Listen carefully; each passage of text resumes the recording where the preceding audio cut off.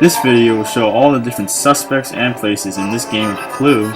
So what it'll do is basically show a little profile on each of the different people that could have kidnapped them along with the places. So to start things off, we have our first suspect who formed the National Women's Party and wasn't very friendly with Wilson. Her name was Alice Paul, a women's rights activist. And on his inauguration day for his first term, she organized a women's rights riot right in front of the White House, purposefully, because Wilson wasn't really a supporter of women's suffrage, and she didn't like it. The next person on the list was one of Wilson's biggest political foes, rejected everything he was, and his name was Henry Cabot Lodge. He was a senator of Massachusetts, and he strongly rejected Wilson's 14-point plans along with the Treaty of Versailles and the League of Nations. He really didn't like anything about it. Next up we have Wilson's Secretary of State, William Jennings Bryan. He had a fierce commitment to neutrality, especially during World War I, and he strongly disliked it when Wilson decided to enter the war.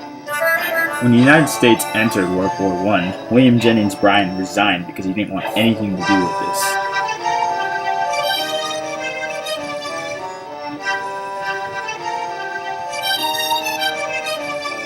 This next suspect refused to show his face for the camera. His name was Colonel Edward House, and he was one of Wilson's most trusted advisors. Wilson would usually send him to conferences to speak on his behalf. However, when word came out that House was negotiating away some of Wilson's 14-point plans at the Paris Peace Treaty Conference, their friendship ended, and it didn't help that Wilson's wife Edith hated him. Our final suspect on the list was a leader of the Socialist Party and one of Wilson's opponents during the 1912 election, Eugene Debs. He was arrested for violating the Espionage Act in his supposedly anti-war speech of 1918. Despite these false accusations, he still wasn't released until after Wilson's presidency. This next section is a list of the places that he could have been kidnapped.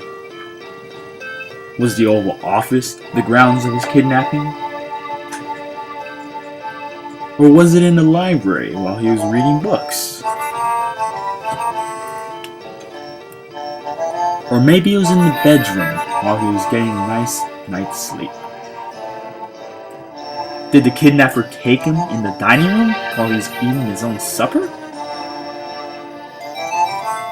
The last room on the list was the kitchen. Was it there? You have the suspects, the weapons, and the rooms. It's up to you to find out who took President Wilson in this new version of Clue.